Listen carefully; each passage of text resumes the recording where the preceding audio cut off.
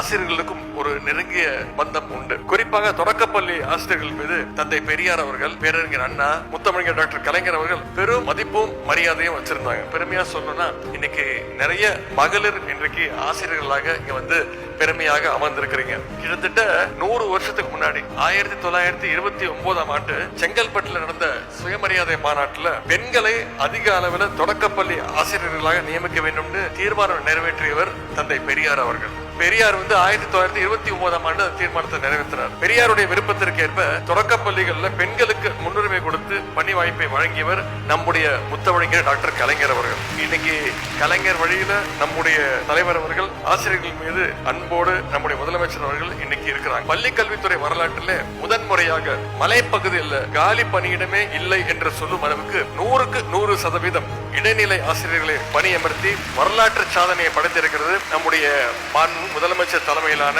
திராவிட model அரசு. இதன் மூலம் திராவிட மாடல் அரசு என்றால் சமூக நீதிக்கான அரசு என்று மீண்டும் நிரூபிக்கப்பட்டு உள்ளது. உங்களுடைய பணிகளை சிறப்பாக அமைத்துக் கொள்ள வேண்டும் என்று நான் கேட்டுக்கொள்கின்றேன். உங்களுக்கு நம்முடைய திராவிட மாடல் அரசு என்றைக்கும் துணை நிற்கும்.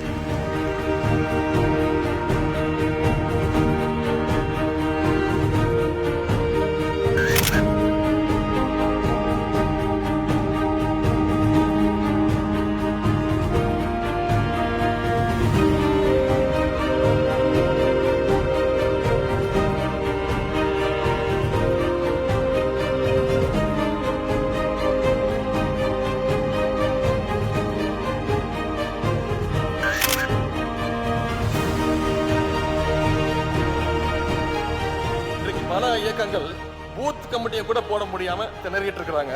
நம்முடைய தலைவர் அவர்கள் பூத் கமிட்டியை மட்டும் இல்ல, ஒவ்வொரு பாகத்துக்கும் பூத் லெவல் டிஜிட்டல் ஏஜென்ட்ஸை நியமித்த இயக்கம் இந்தியாவிலேயே முதல் இயக்கம் திராவிட முன்னேற்ற கழகம். முந்தைய அடிமைகளுடைய ஆட்சியில பாதாளத்தில் இருந்த தமிழ்நாட்டுடைய வளர்ச்சி இன்னைக்கு 9.69% வளர்ச்சியோட இந்தியாவிலேயே முதல் இடத்துல இருக்குது. சொல்றது நான் இல்ல, ஒன்றிய அரசு புள்ளி விவர கணக்கு சொல்லுது. எப்படியாவது காவிக்கு இங்க வழி போட்டு கொடுக்கணும்னு அதிமுக முயற்சி செஞ்சுட்டு இருக்கு.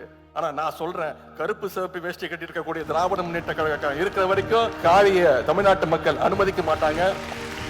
நம்முடைய தலைவர் அவர்களை தொடர்ந்து 2வது முறையாக முதலமைச்சர் நாற்காலியில் உட்கார வைக்கணும்னா நாம அத்தனை பேரும் இன்னையிலிருந்து அயராது உழைப்போம்னு உறுதி எடுத்துக் கொள்வோம். தமிழ்நாடு போராடும், தமிழ்நாடு வெல்லும்.